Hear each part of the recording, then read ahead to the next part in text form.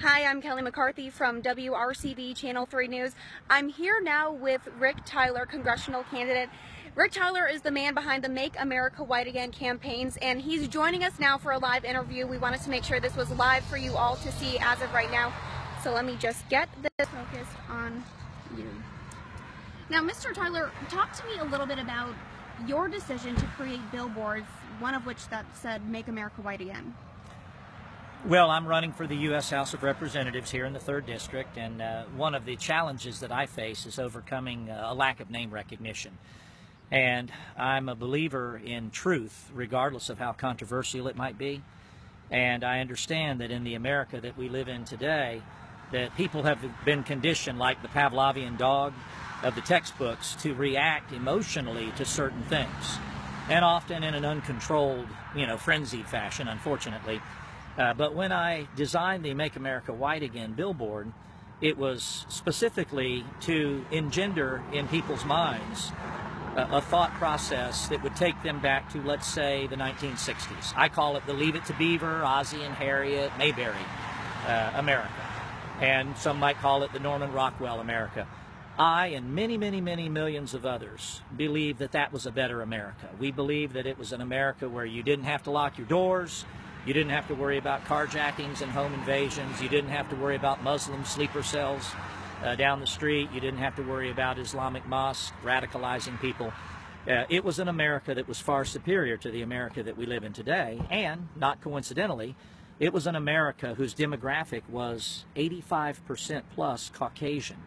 Now, I like to point to Japan, for instance. It's overwhelmingly Japanese, and that's their strength. And America's strength was having a white supermajority. It was inculcated into our laws, in fact, up until 1965. Since 65, in the 50 years that have ensued, 70 million, roughly, non-whites have come into the country through legal and illegal methods. And now the demographic has changed to the point where the Caucasian people are somewhere down around 60%. And by the way, nobody was canvassed back in 1965. Nobody was asked, hey, is this okay if we change the demographic in America to where you folks are going to be the minority in 50 years? If they had taken a vote at that time, obviously it would have been overwhelmingly defeated. Now, going as far as putting billboards up around town with that message, why did you decide to do that, and what was the reaction you were expecting to get? Well, I was expecting, unless there was some type of sophisticated tampering with the algorithms, I was expecting it to do exactly what it has done. I was expecting it to go viral, to spread far and wide, because that's the nature of the beast today in the age of social media. The reason I put it up was simply, first of all, because it is a truth. I like to say this picture's worth 1,000,000 words, not 1,000, but it is a truth that the demographic of America in 1965 was a very integral part of why that America was so much better than this America today. Today we have a clash of civilizations. We have a clash and conflict of cultures. And this isn't by accident. This is by design. The social engineers have deliberately orchestrated this phenomenon to our detriment and ultimately to our destruction if we don't do something about it. I'm posting the billboard simply to get people's attention, to compel them to think about something that they have been conditioned to not even dare think about. White people have something, unfortunately, we call white guilt, and we have to get them over that. Now, are you hoping with this billboard and the conversation it's creating, the controversy, are you hoping that it's all for the benefit of your congressional campaign? Well, it can't all be for the benefit because, we live in a very divided country. We live in a red and blue nation now. We live in a country that is roughly evenly divided between liberal and conservative.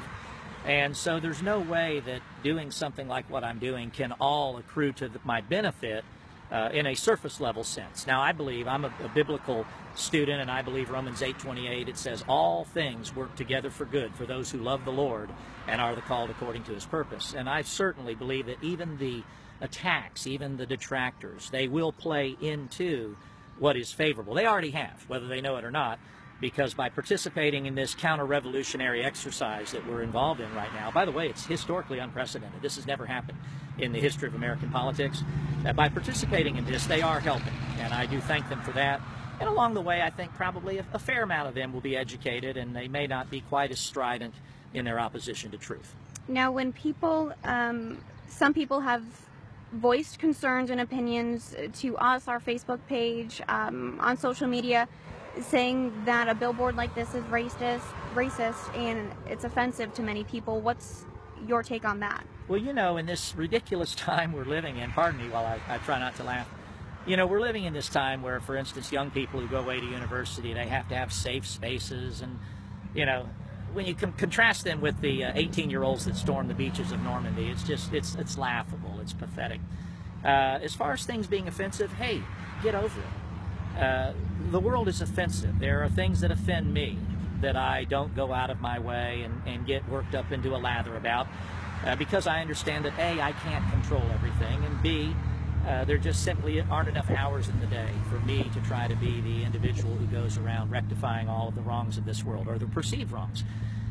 You know, as far as the putting up of a billboard like this, you know, this is First Amendment 101. Free speech is a bedrock, foundational right of this country. Without the First Amendment, and of course the Second Amendment and all the other amendments, which unfortunately they're all being ignored now. But without these amendments, we wouldn't have an America. We would have never, you know, come to this point that we're at right now. And there is great ignorance in the land today, unfortunately, disproportionately among young people who, ironically, they fancy themselves to be very well informed, but they're not. They're ignorant of these things. And they're attacking the First Amendment, you know, instead of realizing that, hey, the First Amendment is there for all of us. The free marketplace of ideas is where we discourse about things, and through debate and discourse, you know, the truth wins out. So for minority groups, people living in this community who don't like seeing a billboard that says "Make America White Again," what would you have to say for that? Well, I don't like Black History Month being forced down my throat, especially when all of the inventions that are attributed to black inventors turn out to be falsification of information. But I don't try to tell them they can't say what they're saying. I don't try to eradicate their First Amendment right to free speech. As far as minorities who might be offended, of course, we're standing in a county that's 98.6% white, Polk County, Tennessee. And the social engineers don't like that. They are even working right now as we speak through federal housing programs and through federal subsidy to try to forcefully integrate communities such as this here in Polk County. And so, you know, I don't approve of that. I have great objections to that. For those who might be offended, I would say to them that actually what I'm doing is in their best interest as well, because a strong America, an America that has been resuscitated and revived and restored to its former greatness, will benefit everybody, including people who aren't white. And talk to me now, obviously behind us the billboard is no longer up. What happened there? Well, when the billboard first went up, it very quickly, immediately, you know, it generated incredible interest, and people were posing for pictures in front of it, and I got lots of communication. And in fact, even the owner of the billboard contacted me and was very, you know, pleasant, and said he'd already gotten 5 calls, and 4 of them were voting for me. However, the owner's wife became disgruntled and I believe fearful, and again, I didn't witness this with my own 2 eyes, but I was told that at about 1:30 last night that she came here with somebody who was qualified to take the sign down, and in violation of the civil contract for the billboard took it down. And my vinyl is missing in action right now. I haven't been contacted. I don't know where it is, whether it's been stolen or not, but we're looking into that, you know, have filed a police report. But at any rate, that's my understanding of what transpired. I myself viewed it at midnight. It was still up. When I came back up after getting these reports at about 2 a.m., it was gone. Would you like to see the billboard back up? Oh, of course. If I could, I'd have hundreds of these billboards up all over the 3rd District. Because I believe everywhere this billboard goes up, there is going to be a twin phenomenon, or twin phenomenon, I might say. Obviously, there's going to be the visceral, hostile reaction against it. That's a knee-jerk, Pavlovian dog response, for the most part.